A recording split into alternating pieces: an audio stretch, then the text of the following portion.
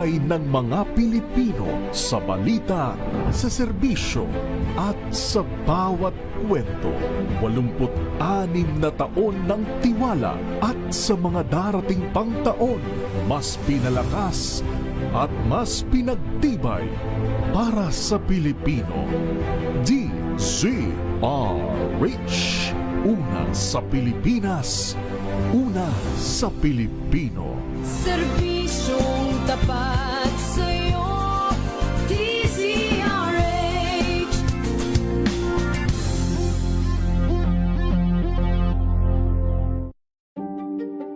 Buklatin ang mga pahina.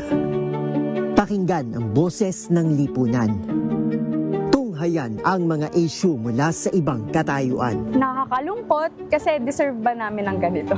Na hindi nila alam kung ano talaga yung kanilang mga karapatan. Yung gobyerno, tinulungan nila yung kanilang magsasaka. Pinapatahimik tayong lahat using various laws. Through education, kayang-kaya nating baguhin yung ganitong klaseng pag-iisip. Isang kwento, iba't ibang anggulo. Dito, sa Point of View.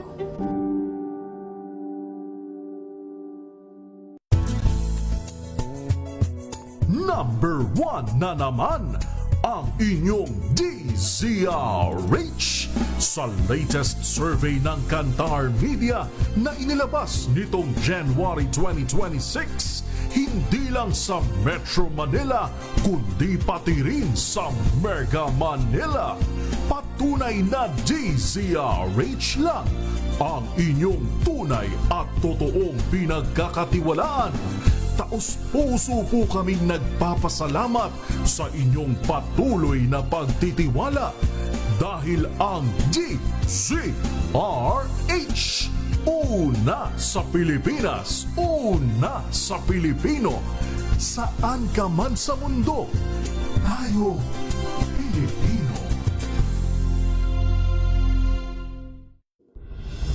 Tuloy-tuloy ang pagtulong, tuloy-tuloy ang pagseserbisyo at tuloy-tuloy ang balitaan kasama si May Binauhan sa Operation Tulong mula Lunes hanggang Biyernes.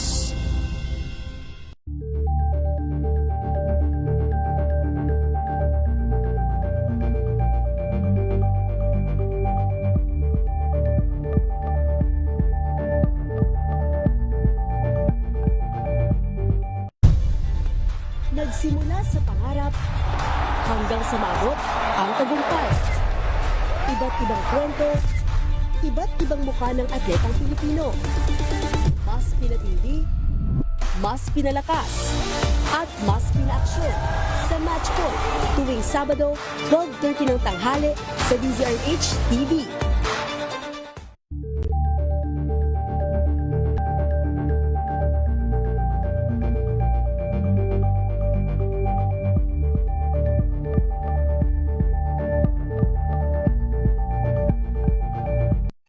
Mga balitang gigising sa inyong umaga. Mga balitang kailangan mong malaman. Mapapakinggan sa ACS Balita sa 2x2. Kasama sina Anthony Taberna at Jerry Baha. Lunes hanggang Biyernes.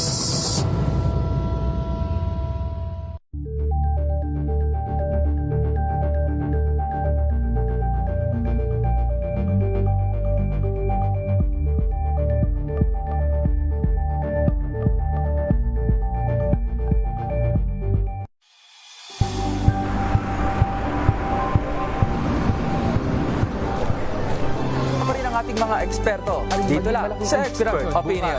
Ito ang The Better News. TNVS. Trending and isang kwento, iba't ibang anggulo. Dito, sa Point of View. Bawat pananagutan ating tatalakayin dito sa Hoy. Bawal yan. Pilipino, dito lang sa DZRH. Matchable entertainment and lifestyle. Ito ang MBC TV Network News. Una sa Pilipinas, una sa Pilipino.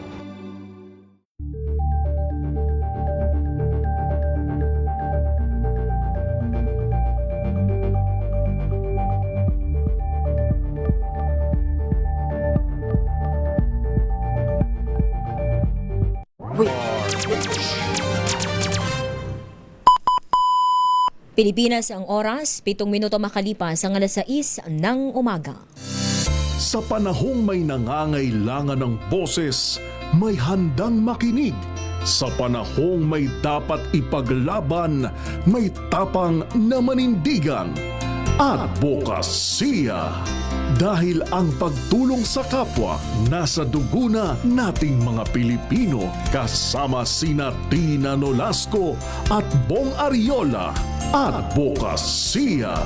Live sa DZRH Radio, DZRH TV at DZRH Digital. Bibigyang boses ang bawat adhikain. Advokasya.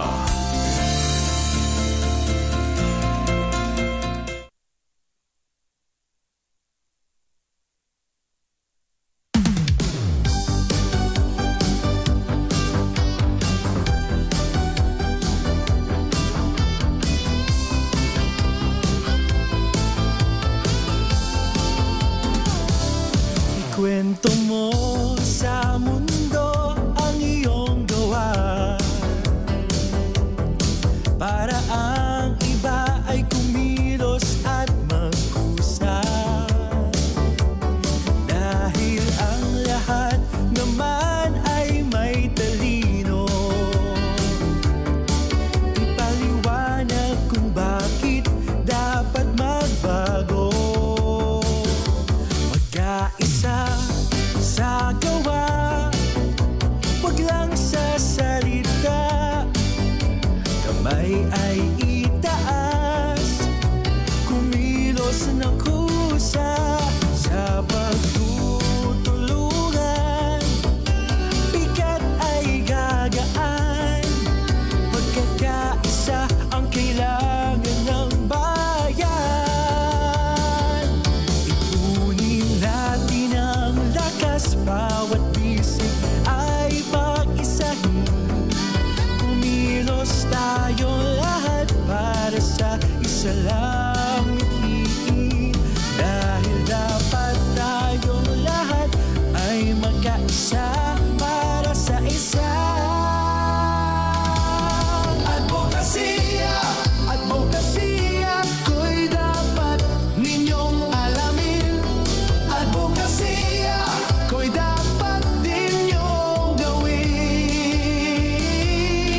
Advokasya, ko'y dapat din may baguhin. Dahil ang advokasya ko'y para sa kabutihan. Magandang umaga, Luzon, Visayas at Mindanao. Kayo'y nakikinig sa programang Advokasya, kung saan welcome ang lahat, mapa-individual o grupo man yan.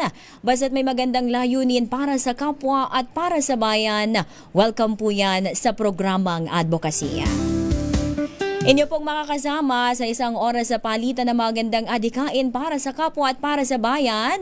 Ang inyong lingkod, Tina Nolasco, sa ngalan ng aking partner na nasa out of town ngayon, at susubukang makajoin sa atin via Zoom maya-maya lamang. Inyo pong makakasama ang inyong lingkod, Tina Nolasco. Recently po at actually hanggang ngayon ay patuloy pa nga rin inaapula yung sunog dyan sa Navotas landfill. At yung usok po na yan ay nakakaapekto hindi lamang sa lungsod ng Navotas. Kayo po ba, saan man kayong panig ng Metro Manila naroroon o sa mga karatig lalawigan dito sa Metro Manila, kayo po ba ay nakakalanghap medyo ng kumbaga hindi magandang sariwang hangin? Medyo mabigat sa pakiramdam o minsan parang nangangati yung lalamunan natin o kaya naman parang mabigat yung atmosphere. Yan po ay posibleng dahil nga sa epekto nung usok mula dyan nga sa Navotas landfill na nasusunog. At maganda pong malaman na sa side po ng DENR kung ano nga ba itong pinaka-update sa lagay ng hangin ng Metro Manila at yung mga karatig lalawigan ngang apektado nitong nasusunog na Navotas landfill. Kasama po natin ngayon ang Director ng DENR-NCR, National Capital Region, si Attorney Janice Pamit. At alamin natin na ang update sa kalagayan o air quality ng Metro Manila at ng karatig lalawigan o mga bayan o mga lugar na malapit dito sa Metro Manila. Magandang umaga po, Attorney Janice. Tina Nolasco po. Isang magandang umaga at makakalikasang araw po sa ating lahat, Miss Tina, at sa ating po mga nakikinig at nanonood po.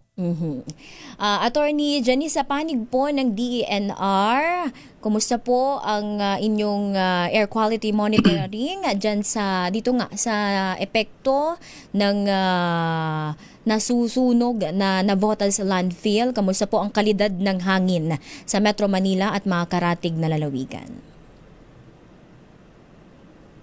Miss Tina, salamat dun sa inyong pagpapaunlak sa amin na makasama kami dito sa inyong programa, no, para ma-inform po yung ating mga kababayan ukol dun sa kalidad ng hangin dito sa Metro Manila at mga karatig na lalawigan. Simula po nung nagkaroon ng fire incident sa Navotas Sanitary Landfill, at actually, kahit po bago pa, meron na po kaming mga naka-install na real-time air quality monitoring stations within Metro Manila.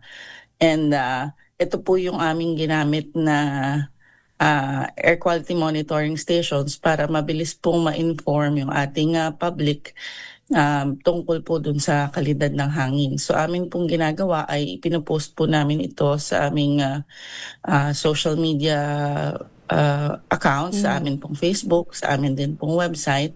At as much as possible, kung may mga nagtatanong po ng mga media practitioners, binibigay po namin itong link na ito para nakikita na rin po nila at nalalaman na po ng ating mga kababayan kung ano nga po yung air quality sa kanilang mga lalawigan.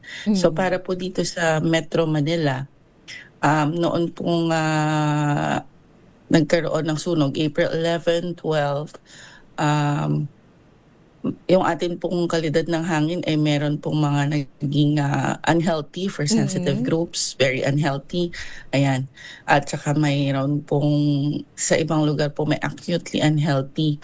And then nung naman pong 14, 15, April 14, 15, 16, kumanda na po, naging good and fair na po sa lahat po ng cities within Metro Manila for those what we consider as PM 2.5 or particulate matter 2.5. Ito po yung mga fine particles sa hangin po.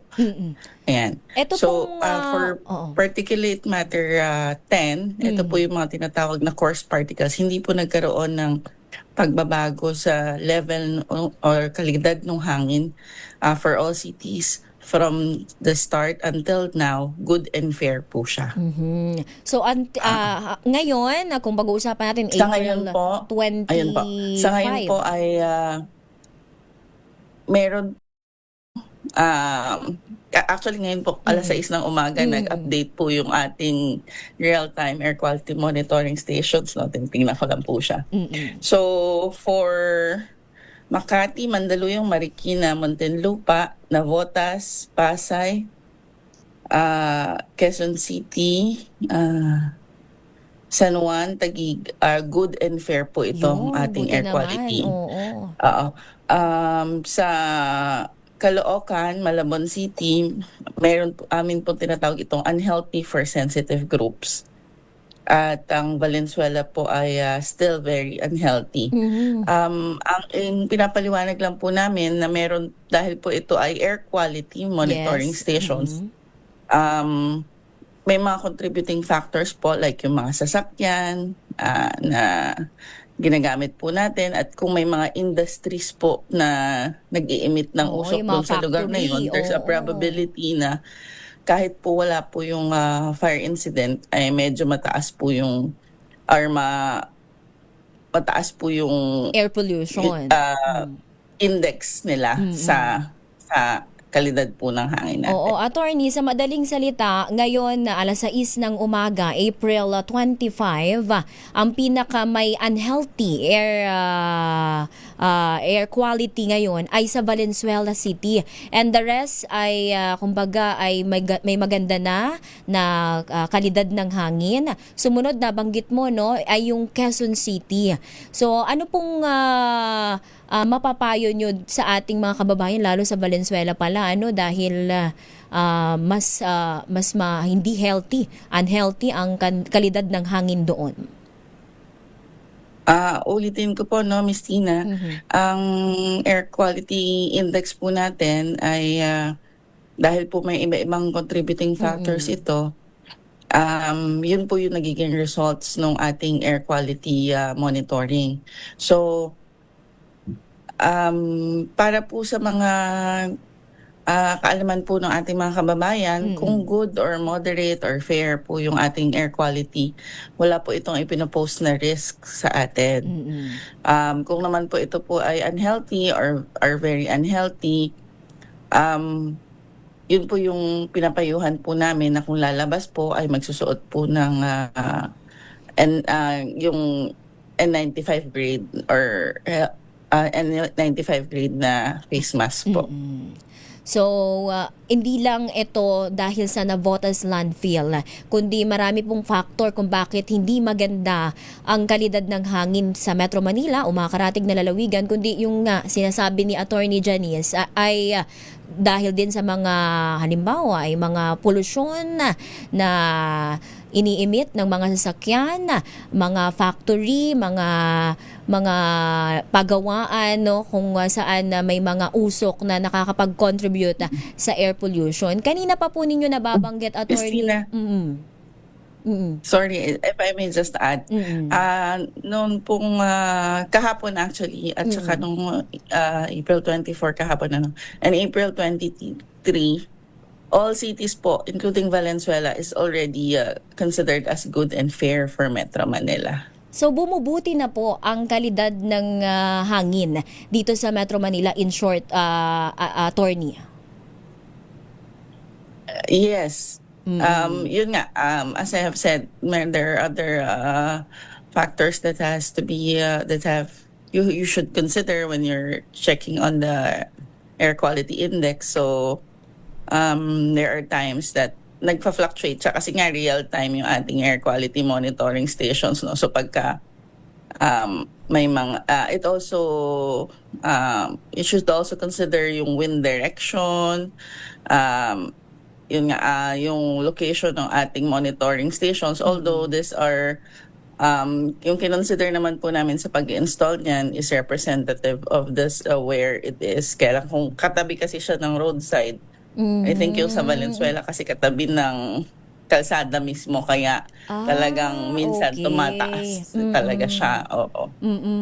So, good development ito dahil nitong mga nakaraang araw ay laging napapaulat na magsuot nga ng face mask, iwasan munang lumabas dahil nga sa epekto nitong sunog sa Navotas landfill. So, from DNR, unti-unti na pong bumubuti ang kalidad ng hangin dito sa Metro Manila at yung mga nare-record po na hindi magandang kalidad ng hangin ay may iba pong mga factors kung bakit hindi maganda ang air quality dito sa Metro Manila. Yun nga binabanggit kanina ni Attorney, yung pollution galing sa sasakyan, sa factory, ayan po ay nakakapag-contribute sa air pollution. Kanina nga pa nga po ninyo nababanggit, Attorney Janice, yung sinasabi nyong air quality monitoring station at nabanggit nyo nga po yung sa Valenzuela. Sa DNR po ba, ilan po ba ang inyong mga air quality monitoring station? Saan ito mga naka-istasyon? Para sa kaalaman lang din ng publiko na may ganun pala at lahat ba ito ay gumagana? Paano ang sistema nito? Meron po kaming tinatawag na yun nga, in real time, yung continuous air quality monitoring station. So what we have right now under our website is 13 Meron din naman po kaming tinatawag na mga manual. Ibig sabihin po, hindi ito nakaka-reflect ng real time. So we have to go there every so often pag po magpapalit ng tinatawag na mga filters at ipaprocess din po yung results noon. So sa ngayon po, ganun po yung aming ginagawa for NCR. Kasi po, since yung NCR po ay isa sa mga regions na talagang marami pong mga sources ng na nakakapag-contribute sa air quality.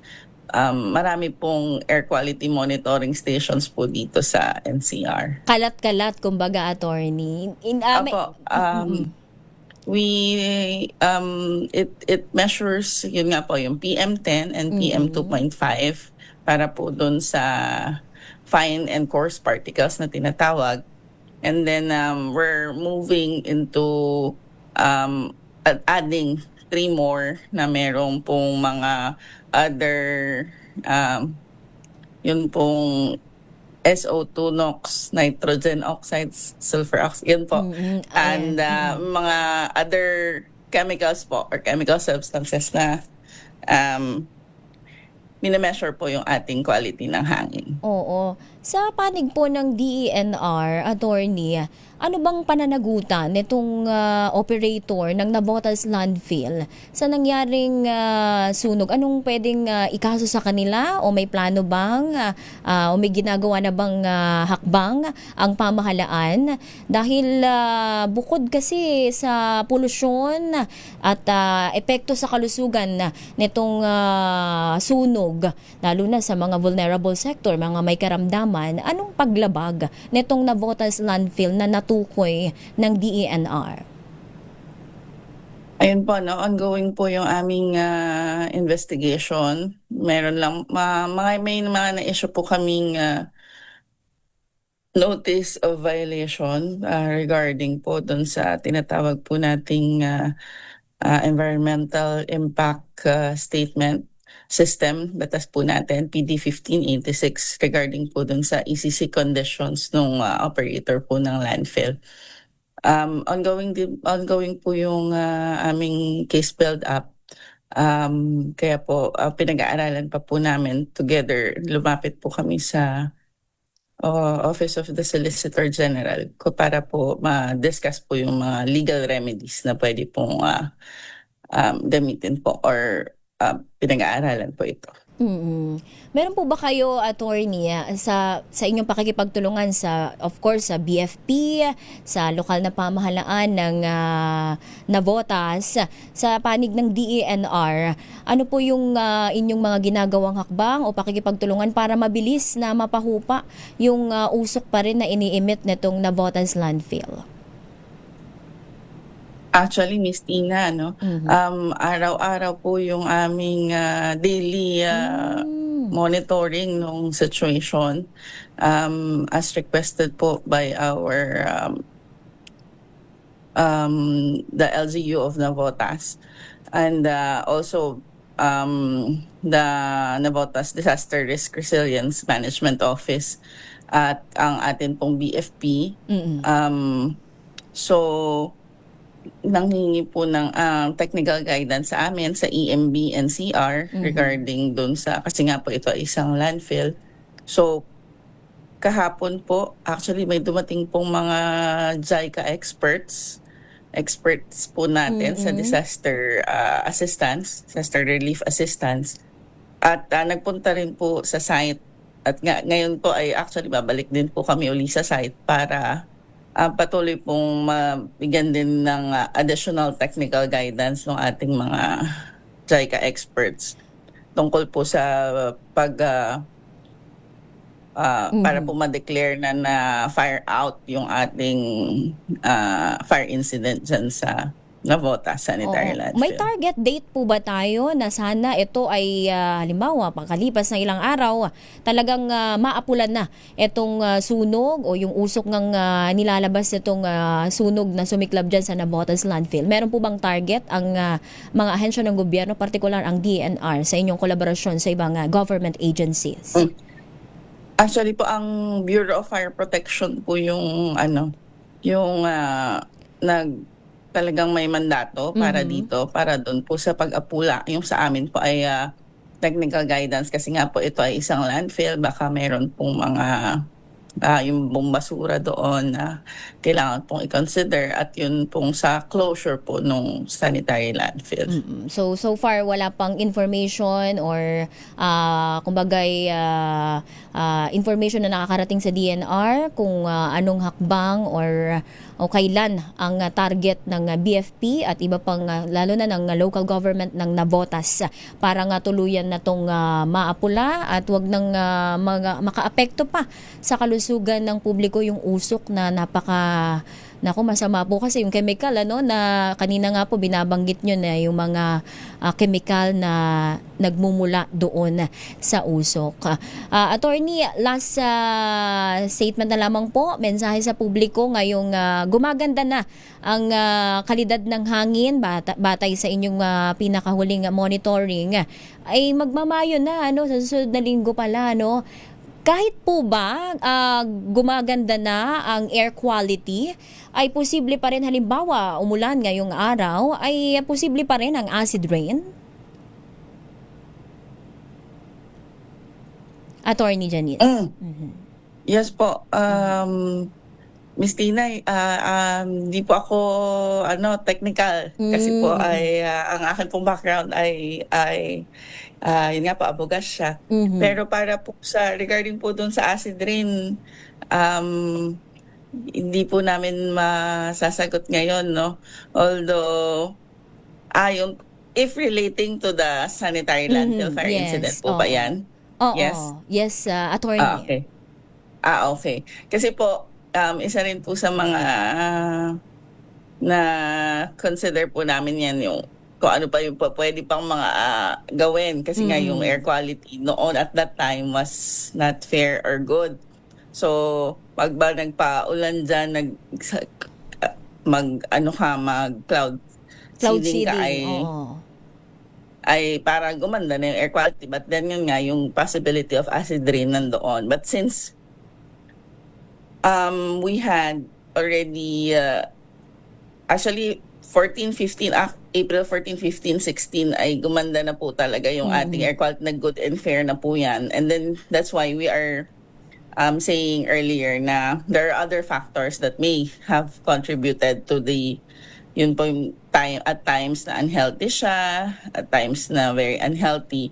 But so ngayon po, there are yung wind direction din po na aming tinitingnan ay hindi naman po na actually yung una po namin nakita ay pa outside Metro Manila yung wind direction. So yun po, plus may thermal inversion din na tinatawag. Ito naman po yung natatrap yung mga pollutants, parang meron pong takip kaya hindi po makalabas paakyat yung hangin. Okay. So yung mga yun po, ang mga naka-affect po nitong mga past few days. Ayun. So ang amin po maipapayo po sa public, ayun, since we already have this real-time air quality monitoring stations and have already put it up in our website, in our social media, kung maaari po, kung lalabas po kayo, tingnan nyo na po kung ano po yung air quality natin, air quality index natin, para po maging aware din sila kung kailangan po nila magsuot ng mga necessary personal, yung mga protective equipment mo natin, like face mask, para po maiwasan na po yung pumasok po sa ating katawan yung ating poor air quality. Kami naman po dito sa EMB NCRA patuloy pong magmamonitor ng air quality. At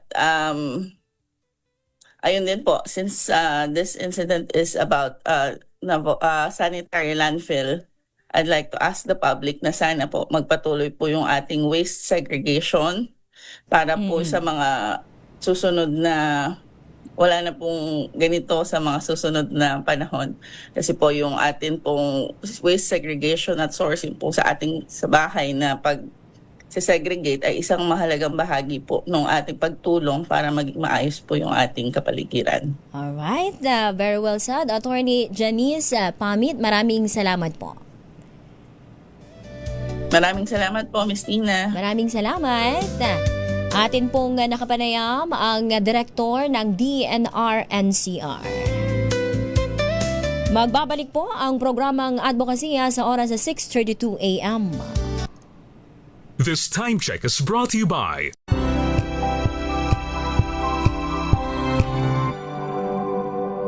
Tinesting, sinuri, siniyasan. Ang resulta? Super effective ang Shield sa pagpatay ng bakterya at virus. Shield Antibacterial Soap. Believe ang mga eksperto sa Philippine Nurses Association. At si Mami. Tiwala ako sa Shield. Shield Antibacterial Soap. Napatunayang mabisa. Ang mga nurse, tiwala. ACS. Tanggaling-galing mo Smart dishwashing paste ko Pritong ulam na masebo Plato ng kaldero Tanggaling for everyday. Ganyan pag smart ang dishwashing paste. May double tanggaling formula. Tanggal ang sebo, tanggal ang bakterya. Bahit para walang bahit Linis fantastic sa metal at plastic Number 1 ko to Tanggaling-galing mo Smart dishwashing paste. ACS. Here are top 3 reasons why you should get your hands on MX3 capsule. 1. It has alpha, beta, and gamma mangosteen. 2. It's cholesterol and fat-free. 3. MX3 is proudly Pinoy made and has garnered multiple international awards. So what are you waiting for? Dito ako sa tested and proven ko na. MX3, dito ako bilib. Mahalagang paalala, ang MX3 capsule ay hindi gamot at hindi dapat gamiting panggamot sa anumang uri ng sakit. Sa lahat ng bagay, simula pa lang, siguraduhing max protection na. Kasi pag kulang ang proteksyon, baka madaling masira. Sa ngipin, dapat may max protection din. Max sa alaga ng unique toothpaste. With Max Protect formula, help stop cavities before they start, while keeping breath fresh. Try unique maximum fluoride protection. Para max alaga, max protektado. ACS. May nagbago. May arte. May budget. Kala nyo lang yon. So solid. White Rose Papaya. Wow, White Rose. White Rose Papaya. Wow, White Rose. White Rose Papaya. May glow up with White Rose Papaya. White Rose Papaya. May puti power times 2 kasi may papaya at niacinamide. May shea butter and tea tree oil pa. Kutis sulit ang glow up. Glow up with White Rose Papaya. White Rose Papaya. Kutis sulit ang glow up. ACS. Wow, ang saya. Isang barangay na labada, puro mancha pa. Goodbye, pahinga. Mommy, isang laba lang yan sa Pride Bar Blue.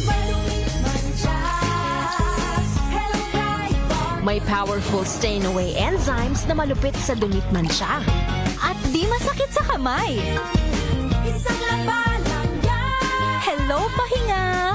Hello, Pride Bar Blue. ACS. Halina't gumising sa isang masaganang Pinas, kung saan may bayanihan, kasama ang mga nagtataguyod sa ating agrikultura.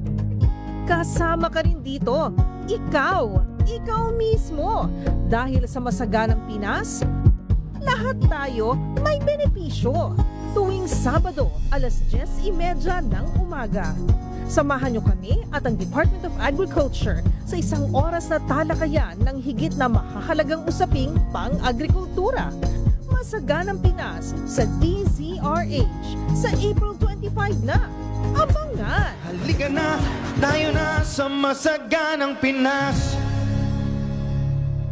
Hello, Washi! Laundry day na naman! Yay! Anong meron? Mancha ng chocolate, putik, may libag pa! Kaya natin yan! With Pride Washing Machine Detergent, may triple stain-away formula. Tanggal ang makapit, madikit, at malupit na dumit mancha. Kaya easy-easy ang labada. Mula noon hanggang ngayon! All you need is pride. All you need is pride. ACS.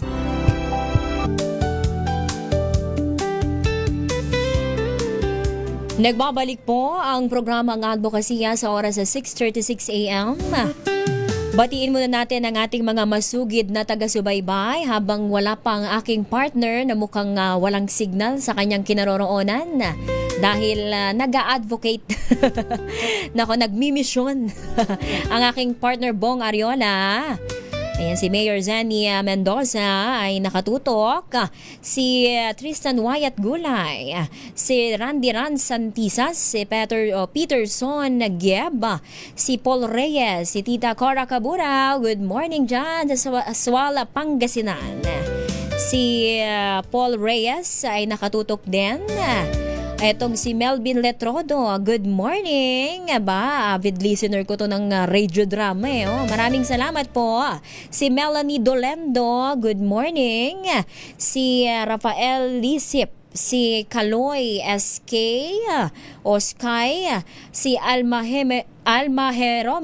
Hermohino, yun. At si Jocelyn Palabrica ay nakatutok.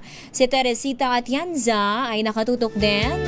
At aking supportive na magulang, Cecilia at Agustino Lasco ay nakatutok din. Si Jofel Donato Real ay nakatutok naman dyan sa Australia. Good morning! At binabati ko lang ng advance happy birthday! Happy birthday! Happy birthday to you. Happy birthday to you. Happy birthday. Happy birthday sa aking ate Angeline Nolasco. Ate G, happy birthday! At ito si Ninya Galorport, dyan naman sa Las Piñas City ay nakatutok, at si Junivar Arandia at sa Ariola family na nakatutok din ngayon. Good morning! Sa ating pong sa bahaging pong ito ng programa ay makakapanayam naman natin ang National Council on Disability Affairs, ang spokesperson ng NCDA. At alamin natin ano ba itong biennial o biennial NCDA Recognition Award. Alamin nga natin yan kay Attorney Walter Alava o Attorney Walter Jason Alava. Good morning, Attorney Walter. Si Tina Nolasco ito. Good morning, Ma'am Tina, at good morning din po sa lahat ng nagsusubaybay po sa inyong programa. Yan, good morning po. Maraming salamat sa inyong pagpapaunlak sa panayam na ito. Ano po ba itong ano bang pronunciation ito? Biennial Recognition Award ng NCDA. Yung NCDA Biennial Recognition Award Program or tinatawag po nating BRAP ay isang programa na nagbibigay pagkilala po sa ating mga persons with disability o persons with disability na may natatanging ambag sa lipunan. So ginagawa po ng NCDA ito every 2 years para po ma-highlight ang achievements ng mga persons with disabilities, i-promote ang inclusion at ipakita na ang disability ay hindi hadlang sa pagiging productive at impactful na mamamayan. At sa ngayon po, meron din po tayong tinatawag na disability inclusive na mga local government units. So kasama po dun sa mga maa-awardan natin is yung mga provincial, cities and municipalities po na may naitatanging ambag na binibigay po with regards to the disability sector po. Bakit tinawag na Biennial Award o Recognition Award ito, Attorney? Actually po, yung kasi sa kanya, conceptualize, dati po parang naisip po na parang every year. But yun nga po, para mas makita po talaga na at mapapalawak po yung mga applicants natin, ginawa po nating 2 years. And then it's part of the NCDA's advocacy po na ma-recognize yung mga different persons with disabilities or lahat po na tumutulong sa ating sektor na ma-recognize yung mga ginagawa nila, and at the same time promoting nga po yung inclusivity with persons with disabilities sa society po. So every 2 years itong recognition award na isinasagawa ng NCDA bilang pagkilala nga sa ating mga kababayang may kapansanan pero may magandang advokasya, layunin o ginagawa sa buhay. Tama, Attorney? Tama po kayo, ma'am. Talaga, yung focus natin is more on the impact na nabibigay po sa ating society po. Kailan pa ito nagsimula? At Ito bang, saan to isinasagawa usually? Ito ba ay same date na isinasagawa every 2 years? Ang alam ko po, medyo may changes lang ng konti with the date, but yung ano naman, yung yearly na pag ano natin, pag gunita is gusto nating masama siya dun sa dun sa Disability Week natin, yung Disability Rights Week natin, which is this coming July po yun. So, yung ano po, yung pag-concept nga po nito is kinukuha lahat ng mga persons with disabilities, and not only persons with disabilities nga po, but those who are advocating dun sa persons with disabilities natin is nagsasubmit sila ng mga applications. Like for example po, yung sinabi ko nga, yung sa province, cities, and municipalities. So naghahanap po tayo ng submission po dun sa kanilang mga gustong i-nominate. And I believe po hanggang April 30, 2026 yung ating submission, but may tendency naman po na maano siya, stretch to May 15 po. Wow. So isasagawa ito kailan yung mismong recognition day? Yung date po kasi natin sa celebration is July 17 to 23. So between those dates po yung target. But syempre po tinitignan natin yung availability noon time, especially may crisis ngayon, 'di ba? But tignan natin po kasi as of the moment nagtatanggap pa po ng mga applications, and then tinitignan yung mga applications based on the guidelines kung sino-sino po yung mananalo dun sa ating Extraordinary Filipino Disability. Halimbawa ako ay may kapansanan at wala namang nagno-nominate sa akin, no? Hindi man ako kilala pero may maganda akong advokasya. Pwede ko bang i-nominate ang aking sarili? Pwede naman po kasi naman po yung application forms naman natin, it's more on naman siya, tinitignan kung ano po yung impact mo. Kasi kung sino po kasi ang impact po kasi nung awards po is yung mga pwedeng ma-recognize natin is hindi lang po parang ni-nominate ka ng certain LGU or something ganun, but you can also submit your application. But syempre po, mas okay yung may nag-nominate po talaga. So, nakikilala ka na ng community, lalo na ng inyong LGU. Ibig sabihin, napakalaki na talaga ng impact ng iyong ginagawa sa kabila ng mga iyong kapansanan. At to make it clear din, sinabi nyo kanina, attorney, hindi lamang yung mga may kapansanan mismo, kundi yung mga nag-a-advocate para sa mga may kapansanan. Correct? Ang ano po kasi, ang pwedeng ma-recognize bilang Extraordinary Filipino Disability as a whole po is yung persons with disability talaga natin. Ay, okay, yung person. So, opo. So, ang important po dito is yung may malinaw na impact sa komunidad, and then at the same time may contribution sa advocacy, trabaho, sports, or public service, at kwento ng resilience at empowerment. So this is for persons with disability po talaga. So yung binanggit ko po kanina is yung province or mga LGUs po, province, cities, and municipalities na may advokasya din na binibigay or nagkaroon ng disability inclusive yung kanilang mga local government unit. So yun din po, ini-invite din natin sila na mag-apply dun sa ating or manominate sila sa ating awards po. May pagkilala sa kanila mga programa para sa ating mga kababayang may kapansanan. Ito ay exclusive lang syempre sa ating mga kababayang Pilipino, no? Etong award na ito. Well, technically po, it is actually kasi ang persons with disability natin, as you have to be like a Filipino citizen. So, exclusive siya sa atin, but not necessarily naman na you reside here.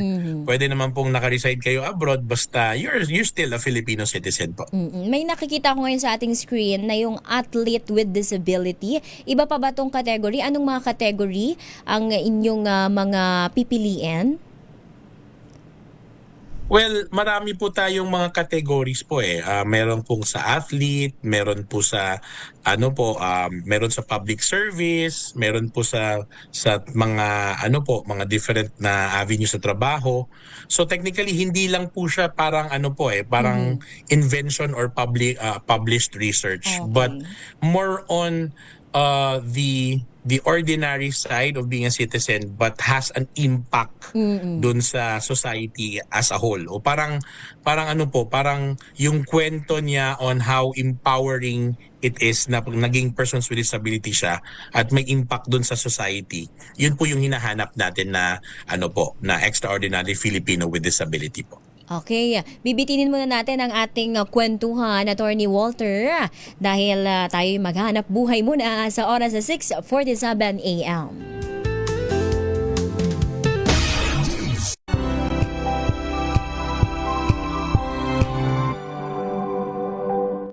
Maulan man, no worries na amoy kulong ang damit. Charm Fabcon, bangong kumakabloom, tanggal amoy kulog sa bango ng charm. Kaya gamit ko, Charm Fabcon with Bloom Fresh technology. Kills 99.9% of kulob-causing bacteria. May aroma burst pa of thousands of flowers and berries. Ang sampay sa loob, no amoy kulob. Bangong kumakabloom sa charm. Charm Fabcon. ACS.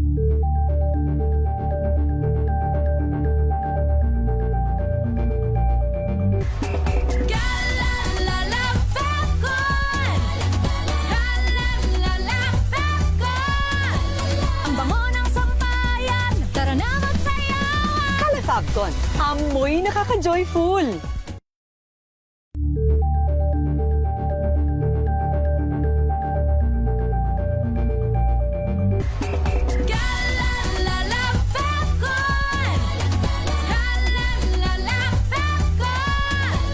Ang bango ng sampayan, tara na magsayawan. Fabcon, amoy nakaka-joyful.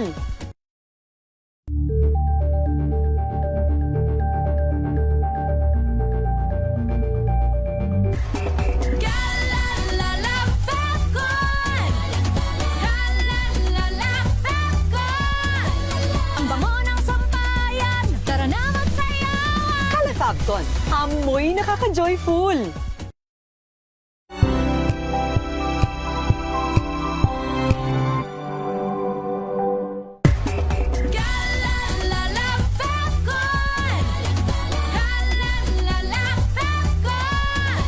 Ang bango ng sampayan, tara na magsayawan. Fabcon, amoy nakaka-joyful.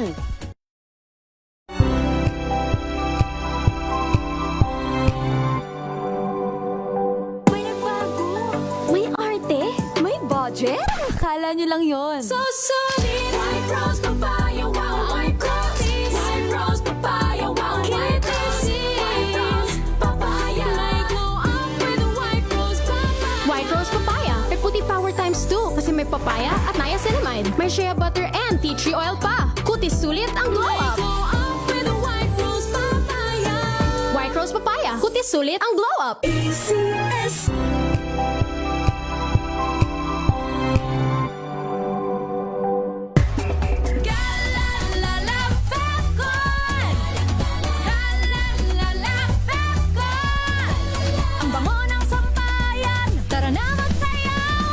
Fabcon, amoy nakaka-joyful.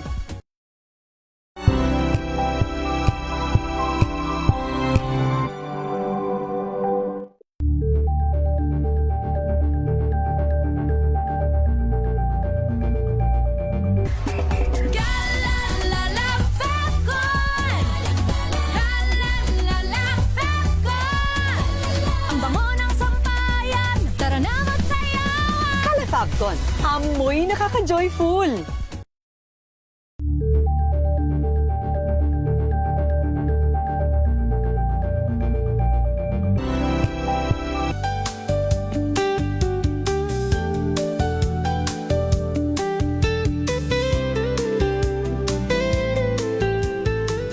Nagbabalik po ang programang Advokasya sa oras 6:50 a.m.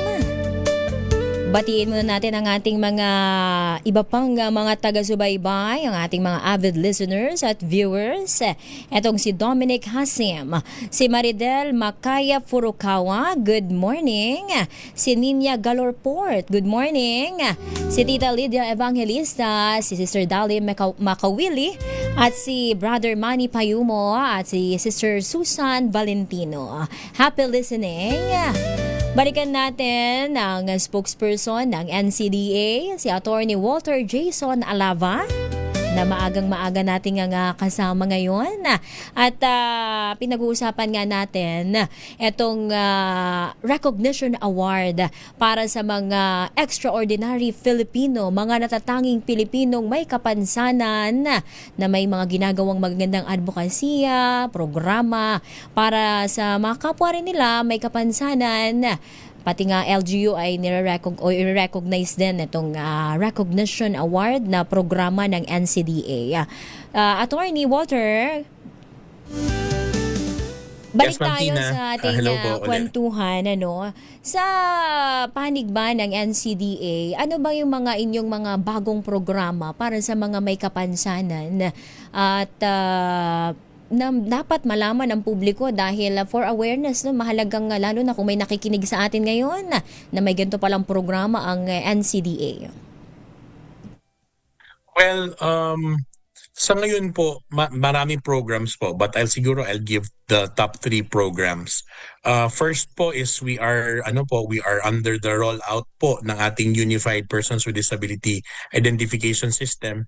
This is an answer po dun sa emergency ng proliferation of fake IDs na yung last 2024 December during the Senate inquiry headed by our Senator Win Gatchalian po, na merong 88.2 billion na nawawala nga daw po because of the fake IDs ng kaban ng bansa. So we are currently at the rollouts of the Unified Persons with Disability ID system.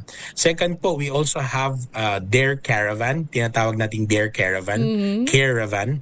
So ano po siya, parang for assessment. So pumupunta po yung team natin together with different mga specialist na doctors po, the different LGUs, para po mag-assess ng ating mga persons with disability na mga bata, para po matulungan sila with respect to their rehabilitation, yung prevention, mga ganon. So the NCDA together with the different LGUs, specifically the provinces, nagkakaroon tayo ng memorandum of agreement na the NCDA will start the therapy. So mga 5 to 6 months binabayaran po ni NCDA after the assessment, and then the LGU will be the one na magko-continue. So maganda po siya kasi talaga tinututukan yung anong disability nung bata, and then at the same time yung progress niya para po dun sa prevention, dun sa rehabilitation. And then another program po na ini-enhance natin is the Calming Corner natin, yung sa yung mga sensitive na mga rooms na nasa mga malls. So may parang prototype, yung pilot natin is nasa SM Mall of Asia. So andun po may Calming Corner po for persons with disabilities. So yung mga persons with disabilities na nagkakaroon po ng mga tantrums, diba, yung nasa autism spectrum. So pagpasok pa lang nila sa mall, 'di ba? Okay pa sila, and then after may na-trigger. So meron po silang mapupuntahan ng mga sensitive rooms or calming corners mga rooms, para po makalma sila, and at the same time mabalik po yung kanilang original state with respect to the whole environment nila. So meron po tayo nun. And then marami pa po tayong mga different programs tuloy-tuloy lang talaga yung advokasya po. Dapat malaman lang din yan ng publiko, lalo na ng mga may kaanak na may kapansanan, para alam nila yung mga program, benefits ng kanilang mga kaanak. At nabanggit nyo nga una pa lamang yung fake PWD IDs. May details po ba tayo? May datos tayo? Meron na pang napanagot na gumamit ng PWD ID kahit na hindi naman talaga PWD o may kapansanan? Meron na ba tayong nakasuhan, nakulong o anumang parusa ng gobyerno? May datos po ba ang NCDA dyan? As of the moment po, we're collecting the data kasi marami nga pong mga different LGUs ngayon na nagsasampa ng mga kaso. Kasi si NCDA po is a policy and coordinating and monitoring council. So technically, we do not have implementing powers, but we monitor this one po. So sa ngayon po, yung sa first question nyo po kung meron na po nakakasuhan. Kinakasuhan po sila based on the revised penal code on falsification and at the same time, violation of the Magna Carta, yung Republic Act 7277, tapos yung amendment po nito na Republic Act 9442 at also another amendment dun sa 10754 po. So nagbibigay po ng penalties to na nagre-range po ng fines. Opo, na may fines po na 50,000 to 200,000 and pagkakakulong ng 6 months to hanggang 6 years po. Ayan, babala po yan sa mga gumagamit ng PWD ID kahit wala namang kapansanan ay ina-avail yung ganyang special discount para sa ating mga kababayan na may kapansanan. Huwag naman po sana nating samantalahin yung ganyang exclusive na benefits ng ating mga kababayang may kapansanan.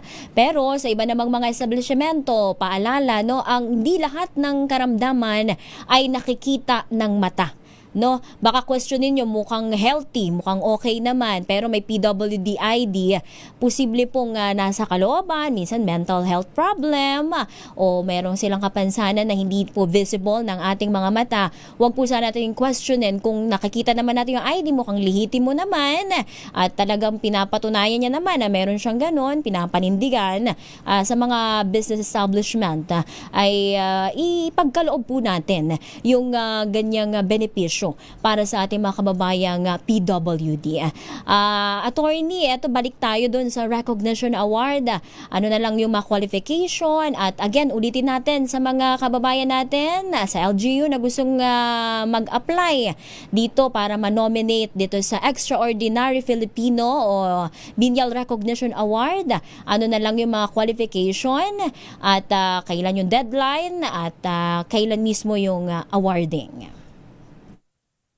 Okay, so sino po ba pwedeng ma-recognize bilang Extraordinary Filipino with Disability po? So hindi naman po kailangan na may mga invention, published research or ano yung educational status niya. Ang importante po ay may malinaw na impact again sa komunidad, may contribution sa advocacy, sa trabaho, entrepreneurship, sports, or public service. And then, yung kwento niya ng resilience and empowerment. So, yun po yung hinahanap natin na nagkakaroon ng extraordinary impact po. So, technically po, mag-apply ka or mag-nominate po kayo nang may nakita kayong persons with disability that had an impact with your neighborhood, your whole society na sa inyong lugar, or maliban dun sa persons with disability but also with your LGUs din po kasi maliban po meron tayong binibigay na cash prize po, meron din po tayong binibigay na yung Husay Awardee Plaque natin, NCDA Husay Awardee Plaque. So inaanyayahan po lahat mga LGUs, mga persons with disabilities to visit our website and then our Facebook page, National Council on Disability Affairs, ncda.gov.ph, para po makita nyo doon kung ano po yung mga pwede nyo i-nominate at sino-sino po yung inyong manominate. Alright. And salamat po ma'am for the opportunity. And maraming salamat, Attorney Walter Jason Alabang, spokesperson ng National Council on Disability Affairs. Maraming salamat, Attorney Walter. At dyan na po, nagtatapos ang programa ang Advokasya sa ngalan po ng aking partner Bong Ariola. Inyo pong nakasama sa isang oras na palitan ng Advokasya. Muli, ito po si Tina Nolasco para sa DZRH, una sa Pilipinas, una sa Pilipino. Ang oras, 7:00 ng umaga.